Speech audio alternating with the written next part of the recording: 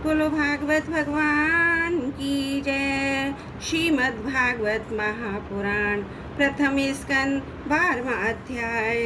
परीक्षित का जन्म। शौनक जी ने कहा, अश्वत्थामा ने जो अत्यंत तेजस्वी ब्रह्मास्त्र चलाया था उससे उत्तरार्ध का गर्व नष्ट हो गया था, परंतु भगवान ने उसे पुनः जीवित कर दिया। उस गर्व से वेदा हुए महाज्ञानी महात्मा परीक्षित के, जिन्हें सुखदेव जी ज्ञानोपदेश दिया था, जन्म कर्म मृत्यु और उसके बाद जो गति उन्हें प्राप्त हुई वह सब यदि आप ठीक समझे तो कहें। हम लोग बड़ी श्रद्धा के साथ सुनना चाहते हैं। सूर्य जी ने कहा, धर्मराज युधिष्ठिर अपनी प्रजा को प्रसन्न रखते हुए पिता के समान उसका पालन करने लगे। भगवान श्री कृष्ण के चरण कमलों के सेवन से वे समस्त भोगों से निष्प्रय हो गए थे। शौनक आदि ऋषियों, उनके पास अतुल संपत्ति थी। उन्होंने बड़े बड़े यज्ञ किए थे और उनके फल स्वरूप श्रेष्ठ लोगों का अधिकार पा लिया था। उनकी रानियां और भाई अनुकूल थे। सारी पृथ्वी उनकी थी। वे जम्बूद्वीप के स्वामी थे। उनकी कीर्ति स्वर्ग तक फैली हुई थी। उनके पास भोग की ऐसी सामग्री थी जिसके लिए देवता लोग भी लालायित रहते हैं, परंतु जैसे भूखे मनुष्य को भोजन के अतिरिक्त दूसरे पदार्थ नहीं सुहाते, वैसे ही उन्हें भगवान के सिवा दूसरी कोई वस्तु सुख नहीं देती। शौनक जी उत्तरा के गर्भ में स्थित हुआ वीर शिशु परीक्षित जब अश्वत्थामा के ब्रह्मास्त्र के तेज से जलने लगा, तब उसने देखा कि उनकी आंखों में सामने एक ज्योतिर्मय पुरुष है। वह देखने में तो अंगूठे भर का है, परंतु उसका स्वरूप बहुत निर्मल है। अत्यंत सुंदर श्याम शरीर है। बिजली के समान चमकता हुआ पीताम्बर धारण किए हुए है। सिर पर सोने का मुकुट झिलमिला रहा है। उस निर्विकार पुरुष के बड़ी ही सुंदर लंबी लंबी 4 भुजाएं हैं। कानों में तपाए हुए स्वर्ण के सुंदर कुंडल हैं। आंखों में लालिमा है। हाथ बलू के समान जलती हुई गदा लेकर उसे बार बार घुमाता जा रहा है। स्वर उस शिशु के चारों ओर घूम रहा है। जैसे सूर्य अपनी किरणों से कोहरे को भगा देते हैं, वैसे ही उस गदा के द्वारा बुद्धि तेज को शांत करता जा रहा है। उस पुरुष को अपने समीप देखकर वह गर्भस्थ शिशु सोचने लगा कि यह कौन है। इस प्रकार इस 10 मास के गर्भस्थ शिशु के सामने ही धर्म रक्षक अप्रमेय भगवान श्री कृष्ण ब्रह्मशस्त्र को शांत करने के लिए बड़ी अंतर ध्यान हो गए। तदंतर अनुकूल ग्रहों के उदय से युक्त संपन्न सद्गुणों को विकसित करने वाले शो समय के पांडु के वंशधर परीक्षित का जन्म हुआ। जन्म के समय ही वह बालक इतना तेजस्वी दिख पड़ता था मानो स्वयं पांडु ने ही फिर से जन्म लिया हो। पौत्र के जन्म की बात सुनकर राजा युधिष्ठिर मन में बहुत प्रसन्न हुए। उन्होंने धौम्य कृपाचार्य और ब्राह्मणों से मंगल वाचन और जात कर्म संस्कार करवाए। महाराज युधिष्ठिर उन दान के योग्य समय को जानते थे। उन्होंने प्रजा तीर्थ नामक काल में अर्थात नाल काटने के पहले ही ब्राह्मणों को सुवर्ण गौएं, पृथ्वी, गांव, उत्तम जाति के हाथी घोड़े, उत्तम धन का दान दिया। ब्राह्मण संतुष्ट होकर अत्यंत विनयी युधिष्ठिर से कहा, पुरुष वंश शिरोमणि काल की दुर्निवार गति से यह पवित्र रघु पुरुष वंश मिटना ही नहीं चाहिए, परंतु तुम लोगों पर कृपा करने के लिए भगवान विष्णु ने बालक देकर इसकी रक्षा कर दी है, इसलिए इसका नाम विष्णु रात होगा। निसंदेह बालक संसार में बड़ा यशस्वी भगवान का परम भक्त और महापुरुष होगा। युधिष्ठिर ने कहा, महात्माओं, यह बालक क्या अपने उज्ज्वल यश से हमारे वंश के पवित्र कीर्ति महात्मा राज ऋषि का अनुसरण करेगा। ब्राह्मणों ने कहा, धर्मराज यह मनुपुत्र इक्ष्वाकु के समान अपनी प्रजा का पालन करेगा। दशरथ नंदन भगवान श्री राम के समान ब्राह्मण भक्तों पर सत्य प्रतिज्ञ होगा। यह उसी नर निश्चर और नरेश शिवी के समान दाता और शरणागत वत्सल होगा, तथा याज्ञिकों में दुष्यंत के समान भरत के समान वो अपने वंश का यश फैलाएगा। धनुर्धरों में यह शस्त्र वायु अर्जुन और अपने दादा पार्थ के समान अग्रगण्य होगा। यह अग्नि के समान दुर्धर्ष और समुद्र के समान दुस्तर होगा। यह सिंह के समान पराक्रमी, हिमाचल की तरह आश्रय लेने योग्य, पृथ्वी के सदृश, तितिक्षु और माता पिता के समान सहनशील होगा। इसमें पिता में ब्रह्मा के समान समता होगी। भगवान शंकर की तरह यह कृपालु होगा। संपूर्ण प्राणियों को आश्रय देने में लक्ष्मीपति भगवान विष्णु के समान होगा। यह समस्त सद्गुणों की महिमा धारण करने में श्री कृष्ण अनुयायी होगा। रंतिदेव के समान उदार होगा और यह अति समान धार्मिक होगा। धैर्य में बलि के समान, भगवान श्री कृष्ण के प्रति दृढ़ निष्ठा में यह प्रहलाद के समान होगा। यह बहुत से अश्वमेध यज्ञों का करने वाला, वृद्धों का सेवक होगा। इसके पुत्र राज ऋषि होंगे। मर्यादा का उल्लंघन करने वालों को ये दंड देगा। यह पृथ्वी माता और धर्म की रक्षा के लिए कलयुग का भी दमन करेगा। ब्राह्मण कुमार के शाप से तक्षक द्वारा अपनी मृत्यु सुनकर वह सबकी आसक्ति छोड़ देगा और भगवान के चरणों की शरण लेगा। राजन व्यास नंद सुखदेव जी से यह आत्मा के यथार्थ स्वरूप का ज्ञान प्राप्त करेगा। अंत में गंगा तट पर अपने शरीर को त्याग कर निश्चय ही अभय पद प्राप्त करेगा। ज्योतिष शास्त्र के विशेषज्ञ ब्राह्मण राजा युधिष्ठिर को इस प्रकार बालक के जन्म लग्न का फल बतलाकर यह भेंट पूजा लेकर अपने अपने घर चले गए। वही वह बालक संसार में परीक्षित के नाम से प्रसिद्ध हुआ, क्योंकि यह समर्थ बालक घर में जिस पुरुष का दर्शन पा चुका था उसका स्मरण करता हुआ लोगों में उसी की प्रतीक्षा करता। देखें इनमें से कौन सा हुआ है। जैसे शुक्ल पक्ष में दिन प्रतिदिन भर चंद्रमा अपनी कलाओं से पूर्ण होता हुआ बढ़ता है, वैसे ही राजकुमार भी अपनी गुरुजनों के लालन पालन से क्रमशः अनुदिन बढ़ता हुआ शीघ्र ही समान हो गया। इसी समय स्वजनों के वध का प्रायश्चित करने के लिए राजा युधिष्ठिर ने अश्वमेध यज्ञ के द्वारा भगवान की आराधना करने का विचार किया, परंतु प्रजा में वसूल करते हुए दंड और जुर्माने की रकम के अतिरिक्त और धन न होने के कारण ये चिंता में पड़ गए। उनका अभिप्राय समझकर भगवान श्री कृष्ण की प्रेरणा से उनके भाई उत्तर दिशा में राजा मरुतो ब्राह्मण द्वारा छोड़ा हुआ बहुत सा धन ले आए। उससे यज्ञ की सामग्री एकत्र करके धर्मवीर महाराजा युधिष्ठिर ने 3 अश्वमेध यज्ञों के द्वारा भगवान की पूजा की। युधिष्ठिर के निमंत्रण से पधारे हुए भगवान ब्राह्मणों द्वारा उनका यज्ञ संपन्न कराकर अपने स्वर्ग पांडवों की प्रसन्नता के लिए कई महीनों तक नहीं वहीं रहे। शौनक जी इसके बाद भाइयों सहित राजा युधिष्ठिर और द्रौपदी से अनुमति लेकर अर्जुन के साथ यदुवंशियों से घिरे हुए भगवान श्री कृष्ण ने द्वारका के लिए प्रस्थान किया। बोलो भागवत भगवान की जय। प्रथम स्कंद 12वां अध्याय समाप्त। त्रुटियों के लिए क्षमा प्रार्थी हूँ। 13वां अध्याय विदुर जी के उपदेश से धृतराष्ट्र और गंधारी का वन में जाना। सूत जी कहते हैं, विदुर जी तीर्थयात्रा में महर्षि मैत्रेय से आत्मा का ज्ञान प्राप्त करके हस्तिनापुर लौट आए। उन्हें जो कुछ जानने की इच्छा थी वह पूर्ण हो गई थी। विदुर जी ने मैत्रेय ऋषि से जितने प्रश्न थे उनका उत्तर सुनने के लिए पहले ही श्री कृष्ण अनन्य भक्ति हो जाने के कारण उत्तर सुनने से उपराम हो गए। शौनक जी अपने चाचा विदुर जी को आया देख धर्मराज युधिष्ठिर, उनके चारों भाई धृतराष्ट्र, युयुत्सु, संजय, कृपाचार्य, कुंती, गंधारी, द्रौपदी, सुभद्रा, उत्तरा, कृपी, द्रौपदी, पांडव परिवार के अन्य सभी नर नारी अपने पुत्रों सहित दूसरी स्त्रियां जब से बड़ी से प्रसन्नता से मानो मृत शरीर में प्राण आ गया हो ऐसा अनुभव करते उन्हें अगवानी के लिए सामने गए। यथा योग्य आलिंगन और प्रणामादि के द्वारा सब उनसे मिले और विरह जनित उत्कंठा से कातर होकर सबने प्रेम के आंसू बहाए। युधिष्ठिर ने आसन पर बैठाकर उनका यथोचित सत्कार किया। जब वे भोजन और विश्राम करके सुरपूर्व आसन पर बैठे थे तब युधिष्ठिर ने विनय से झुककर सबके सामने ही उनसे कहा। युधिष्ठिर ने कहा, चाचा जी, जैसे पक्षी अपने अंडों को पंखों की छाया के नीचे रखकर उन्हें सेते और बढ़ाते हैं, वैसे ही आपने अत्यंत वात्सल्य से अपने कर कमलों की छत्र छाया में हम लोगों को पाला पोसा है। बार बार आपने हमें और हमारी माता को विषदान और लक्षाग्रह के दाह आदि विपत्तियों से बचाया है। क्या आप कभी हम लोगों की याद करते रहे हैं? आपने पृथ्वी पर विचरण करते समय किस वृत्ति से जीवन निर्वाह किया? आपने पृथ्वी तल पर किन किन तीर्थों मुख्य क्षेत्रों का सेवन किया? प्रभु, आप जैसे भगवान के प्यारे भक्त स्वयं ही तीर्थ स्वरूप होते हैं। आप लोग अपने हृदय में विराजमान भगवान के द्वारा तीर्थों को भी वहाँ तीर्थ बनाते हुए विचरण करते हैं। चाचा जी, आप तीर्थ यात्रा करते हुए द्वारका भी अवश्य ही गए होंगे। वहाँ सुहृद एवं भावबंधु यादव लोग, जिनके एकमात्र आराध्य देव श्री कृष्ण हैं, अपनी नगरी में सुख से तो हैं। अब यहाँ जाकर देखा नहीं होगा तो सुना तो अवश्य ही होगा।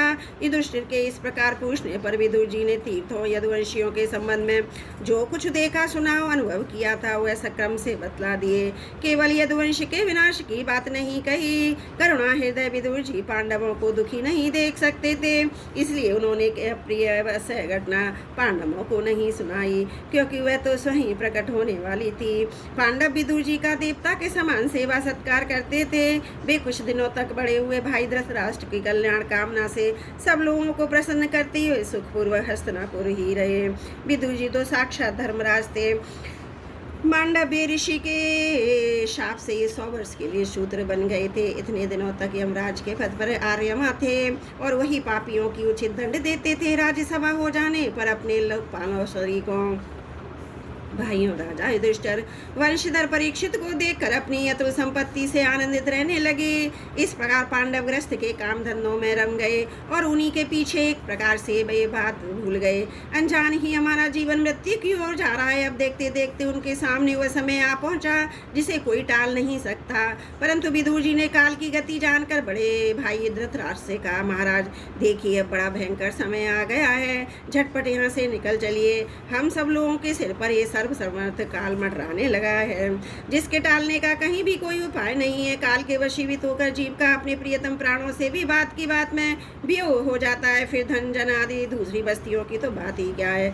आपके चाचा ताऊ भाई सगे संबंधी पुत्र सभी मारे गए, आपकी उम्र भी ढल गई, शरीर दो बुढ़ापे का शिकार हो गया, पराए घर में पड़े हैं। ओहो, इस प्राणों की जीवित रहने की कितनी प्रबल इच्छा होती है। इसी के कारण आप भीम का दिया हुआ टुकड़ा खाकर कुत्ते का सा जीवन बिता रहे हैं। जिनको आपने आग में जलाने की चेष्टा की, विष देकर मार डालना चाहा, भरी सभा में जिनकी विवाहिता पत्नी को अपमानित किया, जिनकी भूमि और धन छीन लिए, उन्हीं अन्न से पले हुए प्राणों को रखने में क्या गौरव है। आपके अज्ञान की हद हो गई। अब भी आप जीना चाहते हैं, परंतु आपके चाहने से क्या होगा। पुराने वस्त्र की तरह बुढ़ापे में गला हुआ आपका शरीर आपके न चाहने पर भी क्षीण हो जा रहा है। अब इस शरीर से आपको कोई स्वार्थ सकने वाला नहीं है।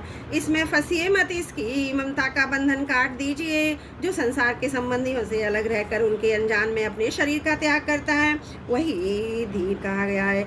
चाहे अपनी समझ से हो या दूसरों के समझाने से, जो इस संसार को दुख रूप समझकर इससे विरक्त हो जाता है, अपने अंतकरण को वश में करके हृदय में भगवान को धारण कर संन्यास के लिए घर से निकल पड़ता है, वही उत्तम मनुष्य है। इसके आगे जो समय आने वाला है वह प्राय मनुष्यों के गुणों को घटाने वाला होगा। इसलिए आप अपने कुटुंबियों में से छिपकर उत्तराखंड चले जाइए। जब छोटे भाई विदुर ने अंधे राजा धृतराष्ट्र को इस प्रकार समझाया, तब इनकी प्रजा के नेत्र खुल गए। वे भाई बंधुओं के सुदृढ़ इसने पाशों में काट कर अपने छोटे भाई विदुर के दिखलाए हुए मार्ग से निकल पड़े। जब परम पतिव्रता सुबला नंदनी गंधारी ने देखा कि मेरे पति देव तो इस हिमालय की यात्रा कर रहे हैं, तो सन्यासियों को वैसा ही सुख देता है जैसा वीर पुरुषों को लड़ाई के मैदान में अपने शत्रु के द्वारा किए हुए न्यायोचित प्रहार से होता है, तब वे भी उनके पीछे पीछे चल पड़ी। अजात शत्रु युधिष्ठिर ने प्रातः काले संध्या वंदन तथा अग्निहोत्र करके ब्राह्मणों को नमस्कार किया और उन्हें तिल गौ भूमि और सुवर्ण दान दिया। इसके बाद जब वे गुरुजनों की चरण वंदना के लिए राजमहल में गए, तब उन्हें धृतराष्ट्र विदुर तथा गंधारी के दर्शन नहीं हुए। युधिष्ठिर ने उदिनचित होकर वहीं बैठे हुए संजय से पूछा, संजय मेरे वे वृद्ध और नेत्रहीन पिता धृतराष्ट्र कहाँ हैं। पुत्र शोक से पीड़ित दुखिया माता गंधारी और मेरे परम हितैषी चाचा विदुर जी कहाँ चले गए। ताऊ जी अपने पुत्रों और बंधु बांधवों के मारे जाने से दुखी थे। वे बड़ा मंद बुद्धि हैं, कहीं मुझसे किसी अपराध की आशंका करते वे माता पिता गंधारी सहित गंगा जी में तो नहीं कूद पड़े। जब हमारे पिता पांडु की मृत्यु हो गई थी और हम लोग नन्हे नन्हे बच्चे थे, तब इन्हीं दोनों चाचाओं ने बड़े बड़े दुखों से हमें बचाया था। वे हम पर बड़ा ही प्रेम रखते थे। हाय कहाँ चले गए। सूर्य जी कहते, संजय अपने स्वामी धृतराष्ट्र को ना पाकर कृपा स्नेह की विकलता से अत्यंत पीड़ित और व्याकुल हो रहे थे। वे युधिष्ठिर को कुछ उत्तर न दे सके। फिर धीरे धीरे बुद्धि के द्वारा उन्होंने अपने चित्त को स्थिर किया। हाथों से आंखों के आंसू पहुंचे अपने स्वामी धृतराष्ट्र के चरणों का स्मरण करते हुए युधिष्ठिर से कहा, संजय बोले, कुलनंदन मुझे उनके चाचा और गंधारी के संकल्प का कुछ भी पता नहीं है। महाभाव मुझे तो उन महात्माओं ने ठग लिया। संजय इस प्रकार कह ही रहे थे कि तुमरू के साथ देवर्षि नारद जी वहाँ आ पहुंचे। महाराजा युधिष्ठिर ने भाइयों सहित उठकर उन्हें प्रणाम किया और उनका सम्मान करते हुए बोले। युधिष्ठिर ने कहा, भगवान मुझे अपने दोनों चाचाओं का पता नहीं लग रहा। न जाने वे दोनों पुत्र शोक से व्याकुल तपस्वी माता गंधारी यहाँ से कहाँ चले गए। भगवान अपार समुद्र में कर्णधार के समान आप ही हमारे पारदर्शक हैं। तब भगवान के परम भक्त भगवान देवर्षि नारद ने कहा, धर्मराज तुम किसी के लिए शोक मत करो, क्योंकि यह सारा जगत ईश्वर के वश में है। सारे लोग लोकपाल विवश होकर ईश्वर की भी आज्ञा का पालन कर रहे हैं। वही एक प्राणी दूसरे से मिलता तो अलग करता है। जैसे बैल बड़ी रस्सी में बंधे हुए छोटी रस्सी से नथे रहकर अपने स्वामी का हाथ धोते हैं, उसी प्रकार मनुष्य भी वर्ण समाधि अनेक प्रकार के नामों से भेद रूप रस्सी में बंधकर ईश्वर की भी आज्ञा का अनुसरण करते हैं। जैसे संसार में खिलाड़ी की इच्छा से ही खिलौनों का संयोग वियोग होता है, वैसे ही भगवान की इच्छा से ही मनुष्यों का मिलना बिछुड़ना होता है। तुम लोगों को जीव रूप से नित्य मानो या देह रूप से अनित्य, अथवा जड़ रूप से अनित्य और चेतन रूप से नित्य, अथवा शुद्ध ब्रह्म रूप में नित्य अनित्य भी न मानो। किसी भी अवस्था में मोहजन आसक्ति के अतिरिक्त वे शोक करने योग नहीं है। इसलिए धर्मराज वे दीन दुखी चाचा चाची असहाय अवस्था मेरे बिना कैसे रहेंगे। इस अज्ञान जन्य मन की विकलता को छोड़ दो। यह 5 भौतिक शरीर काल कर्म और गुणों के वश में है। अजगर के मुंह में पड़े हुए पुरुष के समान यह पराधीन शरीर दूसरों की रक्षा ही क्या कर सकता है। हाथ बालों के बिना हाथ वाले, 4 पैर वाले पशुओं के बिना पैर वाले तृणादि और उनमें भी जीवों के छोटे जीव आहार हैं। इस प्रकार एक जीव दूसरे जीव के जीवन का कारण हो रहा है। इन समस्त रूपों के जीवों के बाहर भीतर वही एक स्वयं प्रकाश भगवान जो संपूर्ण आत्माओं के आत्मा है, माया के द्वारा अनेकों प्रकार से प्रकट हुए रहे हैं। तुम केवल उन्हीं को देखो महाराज। समस्त प्राणियों को जीवन दान देने वाले वे ही भगवान इस समय पृथ्वी तल पर देवद्रोहियों का नाश करने के लिए काल रूप से अवतीर्ण हुए हैं। अब भी देवताओं का कार्य पूरा कर चुके हैं, थोड़ा सा काम और शेष है, उसी के लिए वे रुके हुए हैं। जब तक वे प्रभु यहाँ हैं तब तक तुम लोग भी उनकी प्रतीक्षा करते रहो। धर्मराज, हिमालय के दक्षिण भाग में जहाँ सप्त ऋषियों की प्रसन्नता के लिए गंगा जी ने अलग अलग 7 धाराओं के रूप में अपने को 7 भागों में विभक्त कर दिया है, जिसे सप्तशोथ कहते हैं। वही ऋषियों के आश्रम पर धृतराष्ट्र अपनी पत्नी नंदधारी और विदुर के साथ गए हैं। वहाँ बेत्रकाल स्नान विधि पूर्वक अग्निहोत्र करेंगे। अब उनके चित्त में किसी प्रकार की कामना नहीं है। वे केवल जल पीकर शांत चित्त से निवास करते हैं। आसन जीत कर प्राणों को वश में करके उन्होंने अपनी 6 इंद्रियों को विषयों से लौटा दिया है। भगवान की धारणा से उनके तमोगुण रजोगुण सतगुण के मल नष्ट हो चुके हैं। उन्होंने अहंकार को बुद्धि के साथ जोड़कर उसे क्षेत्र के आत्मा में लीन करके उसे भी महाकाश में काठाराश के समान सर्वाधिष्ठान ब्रह्म में एक में ही कर दिया है। उन्होंने अपनी समस्त इंद्रियों और उन मन को रोककर समस्त विषयों को बाहर से लौटा दिया है। माया के गुणों को होने से परिणामों को सर्वदा मिटा दिया है। समस्त कर्मों का संन्यास करके वे इस समय फूट की तरह स्थिर होकर बैठे हुए हैं। अतः तुम उनके मार्ग में विघ्न रूप मत बनना।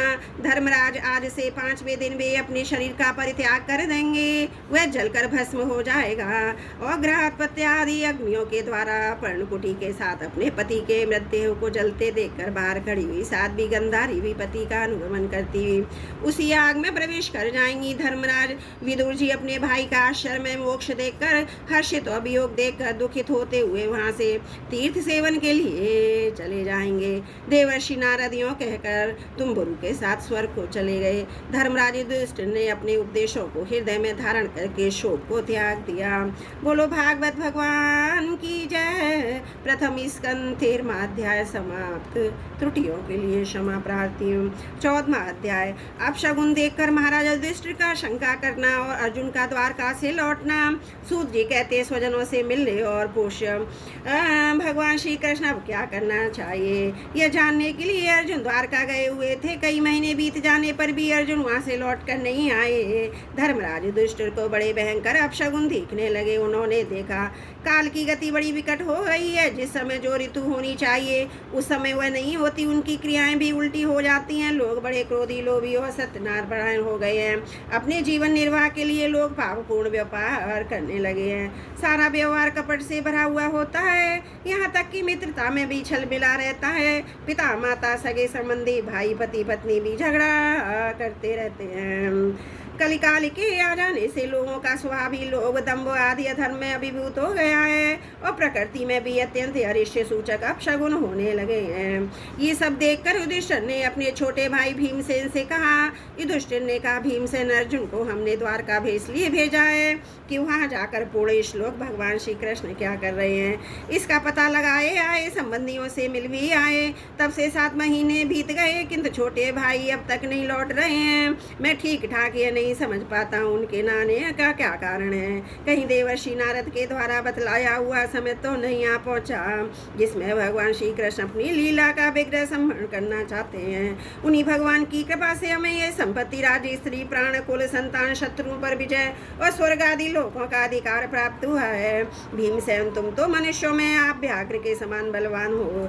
देखो सही, आकाश में उल्कापात आदि, पृथ्वी पर भूकंप आदि, शरीरों में रोग आदि कितने भयंकर अपशगुन हो रहे हैं। इनसे इस बात की सूचना मिलती है श्री हमारी शुद्धि की बुद्धि में मुँह डालने वाला कोई उत्पात होने वाला है। प्यारे भीमसेन, मेरी बाही, जांग, आँख और भुजा बार बार फड़क रही है। हृदय जोर से फड़क रहा है। अवश्य बहुत जल्दी कोई अनिष्ट होने वाला है। देखो ये स्यारिन उदय होते ही सूर्य की ओर मुंह करके रो रही है। अरे इनके मुंह तो आग भी निकल रही है। कुत्ता बिल्कुल निर्भय हो सा मेरी ओर देख चिल्ला रहा है। भीमसेन को आदि अच्छे पशु अब मुझे बाएं करके जाते, किंतु और बुरे पशु मुझे दाहिने कर देते हैं। मेरे घोड़े आदि वाहन मुझे रोते हुए देखते हैं। ये मृत्यु का दूत मेटकलूस का प्रतिपक्षी को रात को अपने कर्ण कठोर शब्दों से मेरे मन को कपाते हुए विश्व को सूना कर देना चाहते हैं। दिशाएं धुंधली हो गई हैं। सूर्य चंद्रमा के चारों ओर बार बार मंडला रहे हैं। पृथ्वी पहाड़ों के साथ कांप उठती है। बादल बड़े जोर जोर से गरजते हैं। जहाँ तहाँ बिजली भी गिरती रहती है। शरीर को छेदने वाली एवं धूली वर्षा से अंधकार फैलाने वाली आंधी चलने लगी है। बादल बड़ा डरावना दृश्य उपस्थित करके सब और खून बरसाते। देखो सूर्य की प्रभा मंद पड़ गई। आकाश में ग्रह परस्पर टकरा करते हैं। भूतों की घनी भीड़ में पृथ्वी अंतरिक्ष में आग सी हो गई है। नदी न तालाब और लोगों के मन शुद्ध हो रहे हैं। घी से आग नहीं जलती है। भयंकर काल न जाने कहा करेगा। बिछड़े दूध और गाँव धोने नहीं देती हैं। गौशालाओं में गायें सुबह कर रो रही, बैल भी उदास हो गए हैं। देवताओं की मूर्तियां रो रही हैं, उनसे भी पसीना चूने लगा है। वे हिलती डुलती भी हैं। भाई ये देश शहर गाँव बगीचे खाने श्रमशीहीन और आनंद रहित हो गए हैं। पता नहीं हमारे किस दुख की सूचना दे रहे हैं। इन बड़े बड़े उत्पातों को देखकर मैं तो ऐसा समझता हूँ निश्चय ये भाग्यहीन भूमि भगवान के उन चरण कमलों से जिनका सौंदर्यता, जिनके ध्वजा, वज्र, अंकुश आदि विलक्षण चिन्ह किसी को भी कहीं भी नहीं है, रहित हो गए। शौनक जी, राजा युधिष्ठिर इन भयंकर उत्पातों को देखकर ही मन मन चिंतित हो रहे हैं। द्वारका से लौटकर अर्जुन आए। युधिष्ठिर ने देखा अर्जुन इतने आतुर हो रहे हैं जितने कभी नहीं देखे गए थे। मुंह लटका हुआ कमल शरीर के नेत्रों से आंसू बह रहे। शरीर में बिल्कुल कांति नहीं है। इनको रूप में अपने चरणों में पड़ा देकर युधिष्ठिर जो घबरा गए। देवर्षि नारद की बातें याद करके उन्होंने स्वरदों के सामने ही अर्जुन से पूछा। युधिष्ठिर ने कहा, भाई द्वारकापुरी में हमारे स्वजन संबंधी मधु भोज दर्शाए आर्य सात्वत अंधक और वृष्णिवंशी यादव कुशल से तो हैं। हमारे माननीय नाना सूरसेन भी प्रसन्न हैं। अपने छोटे भाई सहित मामा वसुदेव जी तो कुशल पूर्वक हैं। उनकी पत्नियां हमारी मामा देव की और सातों बहनें पुत्रों बहुओं के साथ आनंद से तो हैं। जिनका पुत्र कंस बड़ा ही जो दुष्ट था, उग्रसेन अपने छोटे भाई देवकी के साथ जीवित तो हैं। अधिक उनके पुत्र कृतवर्मा, अर्कु और जयंत, गद, सारण और शत्रुजित आदि यादव वीर सकुशल हैं। यादवों के प्रभु बलराम तो आनंद से हैं और वृषिवंश के सर्वश्रेष्ठ महारथी प्रद्युम्न सुख से तो हैं। युद्ध में बड़ी फुर्ती दिखलाने वाले भगवान अनिरुद्ध आनंद से तो हैं। सुषेण, चारुषेण, जामवंती, नंदन, साम और अपने पुत्रों के सहित ऋषभ आदि भगवान श्री कृष्ण के अन्य सब पुत्र भी प्रसन्न है ना। भगवान श्री कृष्ण सेवक ऋतुदेव, उद्धव आदि और दूसरे सुनंद, नंद आदि प्रधान यदुवंशी जो भगवान श्री कृष्ण बलराम के बाहुबल से सुरक्षित हैं, सबके सब सकुशल है ना। हमसे अत्यंत प्रेम करने वाले वे लोग कभी हमारा कुशल मंगल भी पूछते हैं। भक्त वत्सल ब्राह्मण भक्त भगवान श्री कृष्ण अपने स्वजनों के साथ द्वारका की सुधर्मा सभा में सुखपूर्वक विराजते हैं ना। वे आदि पुरुष बलराम जी के साथ संसार के परम मंगल, परम कल्याण और उन्नति के लिए यदुवंश रूप क्षीर सागर में विराजमान है। उन्हीं बाहुबल से सुरक्षित द्वारकापुरी यदुवंशी लोग और सारे संसार के द्वारा सम्मानित होकर बड़े आनंद से विष्णु भगवान के पार्षदों के समान विहार कर रहे हैं। सत्यभामा आदि 16,000 रानियां प्रधान रूप से उनके चरण कमलों की सेवा में ही रत रहकर उनके द्वारा युद्ध में इंद्रादि देवताओं को भी हराकर इंद्राणी के भोग योग दौनी को अभीष्ट परिजा आदि वस्तुओं का उपयोग करती हैं। यदुवंशी वीर श्री कृष्ण बाहुदंड के प्रभाव से सुरक्षित रहकर निर्भय रहते हैं और बलपूर्वक लाई हुई बड़े बड़े देवताओं के बैठने योग्य सुधर्मा सभा को अपने चरणों से आक्रांत करते हैं। भाई अर्जुन, यह भी बताओ कि तुम स्वयं तो कुशल से तो हो, मुझे तुम श्रीहीन से दिख रहे हो। वहाँ बहुत दिनों तक रहे, कहीं तुम्हारे सम्मान में तो किसी प्रकार की कमी नहीं हुई। किसी ने तुम्हारा अपमान तो नहीं कर दिया, कहीं किसी ने दुर्वार पूर्ण अपंगल शब्द आदि के द्वारा तुम्हारा चित्त तो नहीं दुखाया, अथवा किसी आशा से तुम्हारे पास आई हुई याचकों को मांगी हुई वस्तु अपनी ओर से कुछ देने की प्रतिज्ञा करके भी तुम न दे सके। तुम सदा शरणागतों की रक्षा करने वाले हो। कहीं किसी भी ब्राह्मण बालक, गौ, बूढ़े, रोगी, अबला अथवा अन्य किसी प्राणीगत तो तुम्हारी शरण में आया हो, तुमने त्याग तो नहीं कर दिया। कहीं तुमने अगम्या स्त्री से सगाम तो नहीं किया, अथवा गमन करने योग्य स्त्री के साथ सत्कार पूर्वक समागम तो नहीं किया। कहीं मार्ग में अपने से छोटे अथवा बराबरी वालों से हार तो नहीं गए, अथवा भोजन कराने योग्य बालक और बूढ़ों को छोड़कर तुमने अकेले ही तो भोजन नहीं कर लिया। मेरा विश्वास है कि तुमने ऐसा कोई निंदित काम तो नहीं किया होगा जो तुम्हारे योग्य ना हो। अपने परम प्रियतम अभिन्न हृदय परम स्वर्ग भगवान श्री कृष्ण से तुम रहित हो गए हो, इसलिए अपने को शून्य मान रहे हो। इसके सिवा दूसरा कोई कारण नहीं हो सकता जिससे तुमको इतनी मानसिक पीड़ा हो। बोलो भागवत भगवान की जय। प्रथम स्कंद 14वां अध्याय समाप्त। त्रुटियों के लिए क्षमा चाहती हूँ। 15वां अध्याय कृष्ण विरह व्यथित पांडवों का परीक्षित को राज्य देकर स्वर्ग से धारना। सूत जी कहते हैं, भगवान श्री कृष्ण के प्यारे सखा अर्जुन एक तो पहले ही श्री कृष्ण के विरह से कुछ थे। उस पर राजा युधिष्ठिर ने उनकी विषादग्रस्त मुद्रा देखकर उसके विषय में कई प्रकार की आशंकाएं, बहुत प्रश्नों की छड़ी लगा दी। शोक से अर्जुन का मुख हृदय कमल सूख गया था और चेहरा फीका पड़ गया था। वे उन्हीं भगवान श्री कृष्ण के ध्यान से ऐसे डूब रहे हैं, बड़े भाई के प्रश्नों का कुछ भी उत्तर ना दे सके। श्री कृष्ण की आंखों से ओझल हो जाने के कारण वे बड़ी प्रेम जनित उत्कंठा के परवश हो रहे थे। रथ हाँकने टहलने आदि के समान भगवान उनके साथ तो मित्रता, विनम्र हृदयता, प्रेम से भरे हुए व्यवहार किए थे। उनकी याद पर याद आ रही थी। बड़े कष्ट से उन्होंने अपने शोक का बेग रोका। हाथ से नेत्रों के आंसू पहुंचे और गले से वो बड़े भाई महाराजा युधिष्ठिर से कहा। अर्जुन बोले, महाराजा, मेरे बड़े भाई अत्यंत घनिष्ठ मित्र का रूप धारण करके श्री कृष्ण ने मुझे ठग लिया। मेरे जैसे प्रबल पराक्रम से बड़े बड़े देवता भी आश्चर्य में डूब जाते हैं, उसे श्री कृष्ण ने मुझसे छीन लिया। जैसे वह शरीर प्राण से रहित होकर मृतक कहलाता है, वैसे ही उनके क्षणभर के वियोग से यह संसार अप्रिय दिखने लगता है। उनके आशय से द्रौपदी स्वयंवर में राजा द्रुपद के घर आए हुए कामोन्मत्त राजाओं का तेज मैंने हरण किया। धनुष पर बाण चढ़ाकर मत्स्यमेध किया। इस प्रकार द्रौपदी को प्राप्त किया था। उनकी सन्निधि मात्र से मैंने समस्त देवताओं के साथ इंद्र को अपने बल से जीतकर अग्निदेव को उनकी तृप्ति के लिए खांडव वन का दान कर दिया और मैं दानव की निर्वाण की हुई अलौकिक कौला कौशल से युक्त मायामयी सभा प्राप्त की। आपके यज्ञ में ओर से आकर राजाओं ने अनेकों प्रकार की भेंटें समर्पित की। 10,000 हाथियों की शक्ति और बल से संपन्न करके अपने छोटे भाई भीमसेन ने उन्हीं की शक्ति से राजा के सिर पर पैर रखने वाले अभिमानी जरासंध का वध किया था। तदंतर उन्हीं भगवान ने बहुत से राजाओं को मुक्त किया जिनको जरासंध ने महाभैरव यज्ञ में और बलि चढ़ाने के लिए बंदी बना रखा था। उन सब राजाओं ने आपके यज्ञ में अनेकों प्रकार के उपहार दिए थे।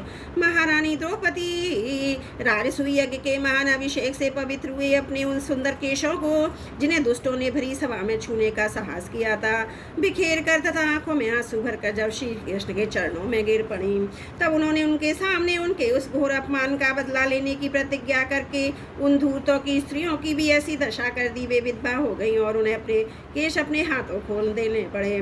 वनवास के समय हमारे बैरी दुर्योधन के षड्यंत्र से 10,000 शिष्यों को साथ बिठाकर भोजन करने वाले महर्षि दुर्वास ने हमें दुस्तर संकट में डाल दिया था।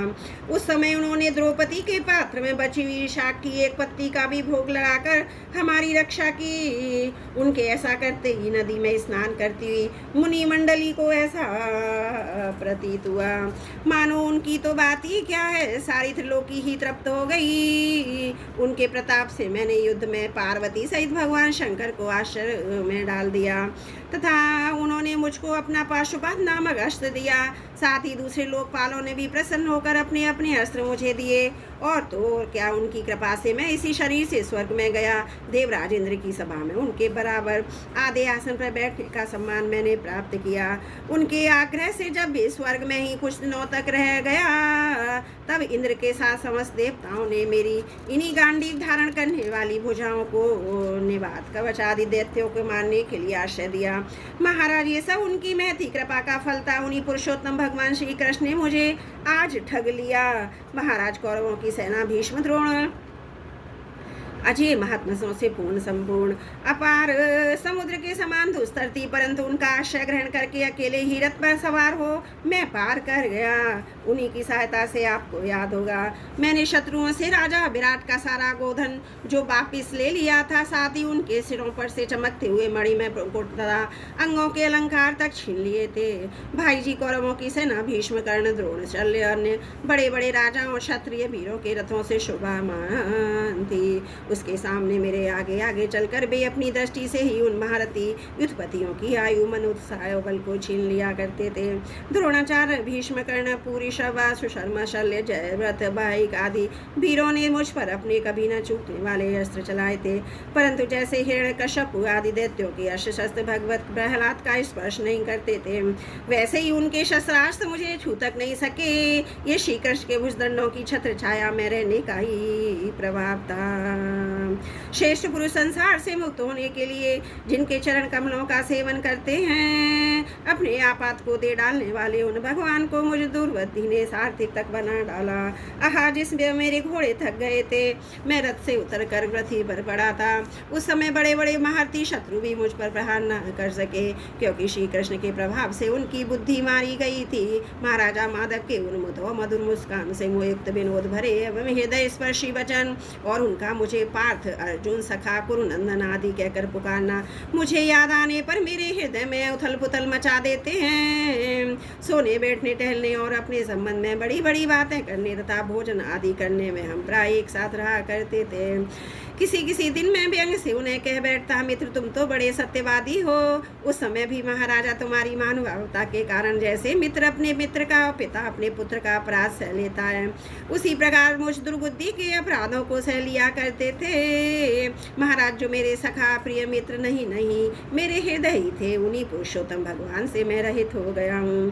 भगवान की पत्नियों को द्वारका से अपने साथ ला रहा था, परंतु मार्ग में दुष्ट गोपों ने मुझे एक अबला की भांति हरा दिया और मैं उनकी रक्षा नहीं कर सका।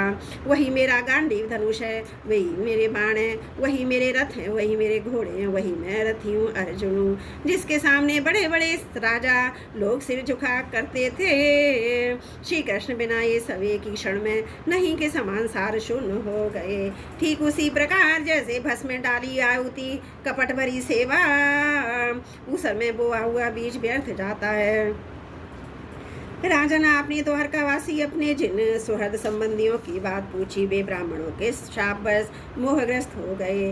वारुणी मथुरा के बाण से मदोन्मत होकर अपरिचितों की भांति आपस में ही एक दूसरे से भिड़ गए और घूसों से मारपीट करके सबके सब नष्ट हो गए। उनमें से केवल 4-5 ही बचे हैं। वास्तव में सर्वशक्तिमान भगवान की ही लीला है कि संसार के प्राणी परस्पर एक दूसरे का पालन पोषण भी करते हैं और एक दूसरे को मार भी डालते हैं। राजन, जिस प्रकार जलचरों में बड़े जंतु छोटों को बलवान, दुर्बलों को बड़े बड़े और बलवान भी परस्पर एक दूसरे को खा जाते हैं, उसी प्रकार अतिशय बली और यदुवंशियों के द्वारा भगवान ने दूसरे राजाओं का संहार कराया। तत्पश्चात यदुवंशियों के द्वारा ही एक दूसरे यदुवंशी का नाश करा के पूर्ण रूप से पृथ्वी का भार उतार दिया।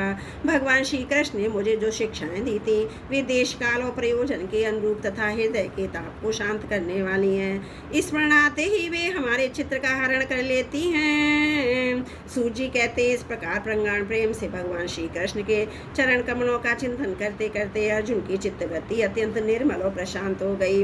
उनकी प्रेममयी भक्ति भगवान श्री कृष्ण के चरण कमलों के हरिनिश चिंतन से अत्यंत बढ़ गई। भक्ति के वेग ने उनके हृदय को मत कर उसी में से सारे विकारों को बाहर निकाल दिया। उन्हें युद्ध के प्रारंभ में भगवान के द्वारा उपदेश किया हुआ गीता ज्ञान पुनः स्मरण हो आया, जिसकी काल के व्यवधान और कर्मों के विस्तार के कारण प्रमादवश कुछ दिनों तक लिए गई विस्मृति हो गई थी। ब्रह्म ज्ञान की प्राप्ति से माया का आवरण भंग होकर गुणातीत अवस्था प्राप्त हो गई। द्वैत का संशय निवृत्त हो गया, सूक्ष्म शरीर भंग हुआ।